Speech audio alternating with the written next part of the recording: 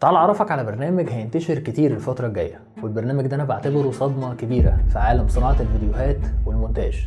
البرنامج ده اسمه جين 1، واللي عاملاه شركة اسمها رانواي، عندها برامج كتير شغالة بالذكاء الاصطناعي كنا اتكلمنا عليهم قبل كده. ولكن اشمعنى السوفت وير ده بقى بالذات هينتشر كتير الفترة الجاية؟ السوفت وير ده عن طريقه تقدر تحول اي فيديو عندك بمجرد اوامر كتابيه بس، وتطبق اي ستايل عاجبك في الفيديو ده، وتعمل جنريت لفيديو جديد مختلف تماما عن الفيديو الاساسي اللي كان معاك بمجرد كلام. انت بترسم جوه الفيديو بالكتابه. ومش بس كده، انت ممكن لو في صوره عجباك تقدر تاخد الستايل من الصوره دي وتطبقها جوه الفيديو اللي انت مصوره. نفس فكره البرامج اللي اتكلمنا عليها قبل كده زي ميد جيرني وستيبل ديفيوجن، ولكن المره دي في الفيديو مش في الصور. السوفت وير فيه 5 مودات: ستايلايزيشن مود، واللي عن طريقه تقدر تاخد اي ستايل من اي صوره وتطبقه جوه الفيديو بتاعك.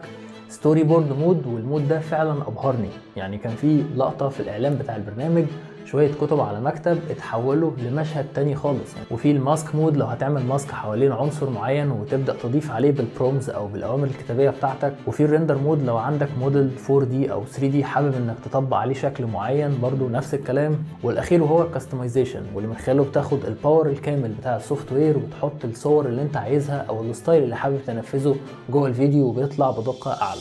عشان تجرب البرنامج بنفسك هتفتح موقع رانواي الرسمي، وهتلاقي هنا الاعلان عن برنامج جين 1. هتدوس على ريكوست اكسس، هيفتح لك الصفحه الرئيسيه بتاعه البرنامج.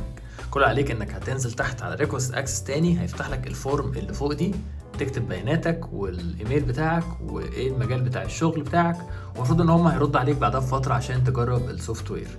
وبرضه يفضل انك تعمل جوين للسيرفر بتاع الديسكورد بتاع رانواي عشان تتابع اخر الاحداث لو انت مهتم بالسوفت وير ده.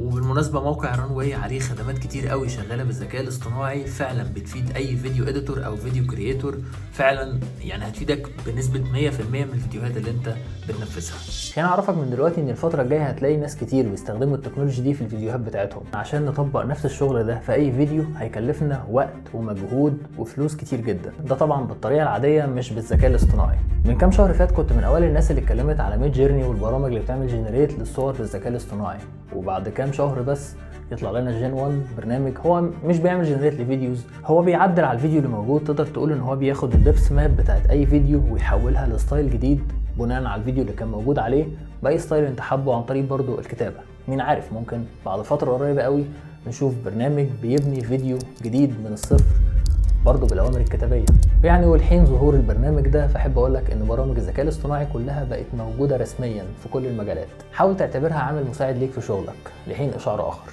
اما بالنسبه لبرنامج جين 1، البرنامج اللي بنتكلم عليه النهارده، فهو لسه في النسخه التجريبيه، مش متاح لكل الناس، فبعتنا لهم ميل ان احنا نجربوه.